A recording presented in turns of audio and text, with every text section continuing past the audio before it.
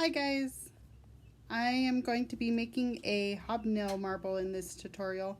The first part of the video will go over the materials that I used, and the second part will be a sped up version of the tutorial, and will show the process of me making the hobnail. These are really good for a beginner marble. You don't have to have a super round marble. You can just have, it doesn't have to be perfect is what I'm saying. Yeah, they're a good beginner marble. Thanks, guys. So this is the marble I'll be making in the video. It has a red, orange, and yellow base. And it has, I think it's green leprechaun for the hobs. You can see they're pretty evenly spaced. Some of them are a little bit off. But these ones just come with practice and time and getting your hand steady. This is the color I used for the outside hobnails, and this is what I used for the inside. And I just puntied up to a very small amount of this, and I covered it in clear, and then I made my round marble, and then I went to work on my hobnails. Oh, and I did cover this with a little dollop of clear on each of those hobs. The video is sped up about 3 times.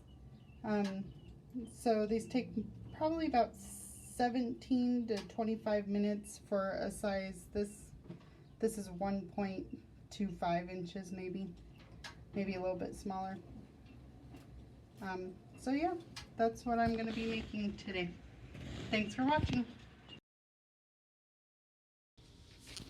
So for the first part of the video, I am cleaning up my rods, just the ends to make sure they're ready to be applied. And I just tear off I get the little bit of the end hot, and I tear off that little piece and I put it in my water bowl.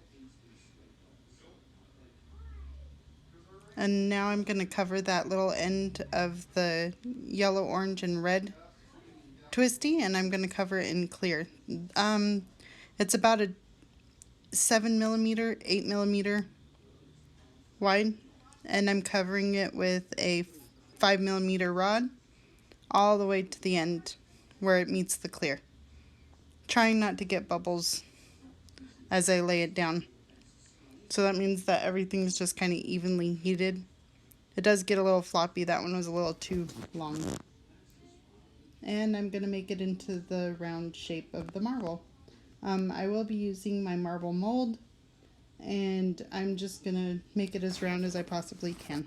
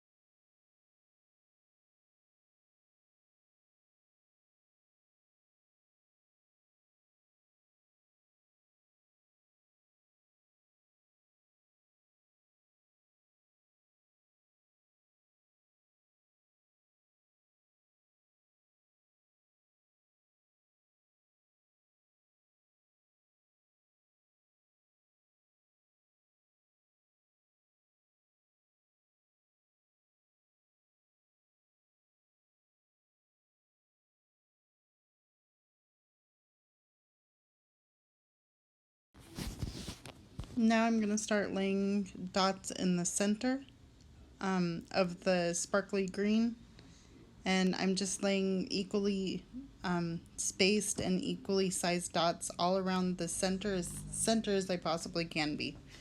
I don't want to be too close to where my clear is, because that's where I'm going to be tearing off later.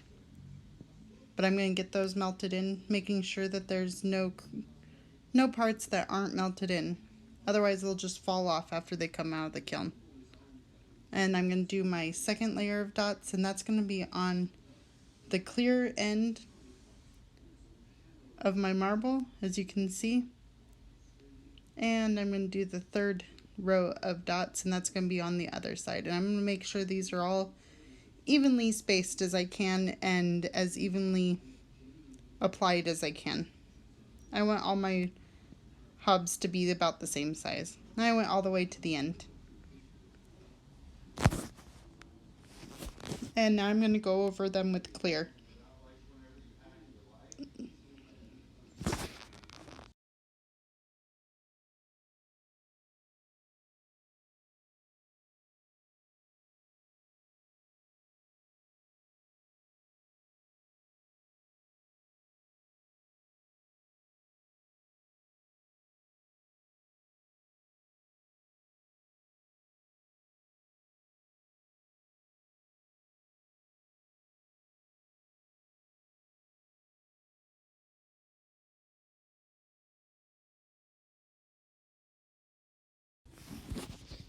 Now I'm just getting even heat throughout all of those hobs just to make sure that they're melted in properly and to the hob that I want them to be.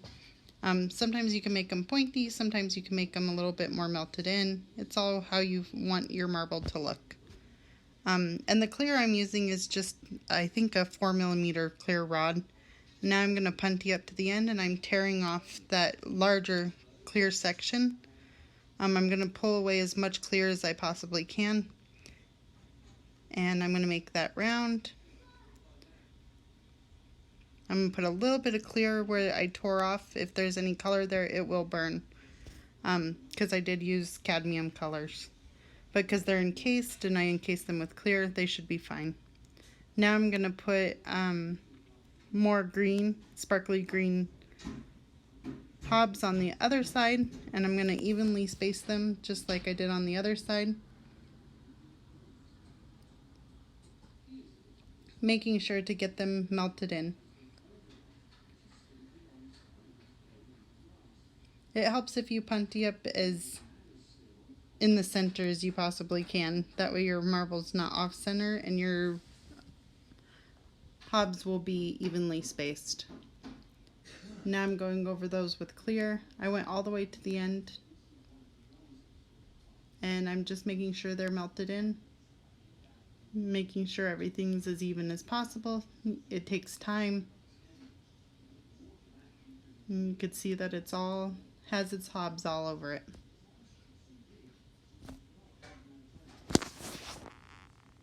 And there you have it. There's the marble. Now I'm gonna assess it, make sure everything's melted in. I'm gonna grab that side with my tweezers, and I'm gonna kick off that punty, making sure it's evenly melted in. I really want those melted in or they'll just fall off. Now I'm cleaning up that punty mark, and you can see my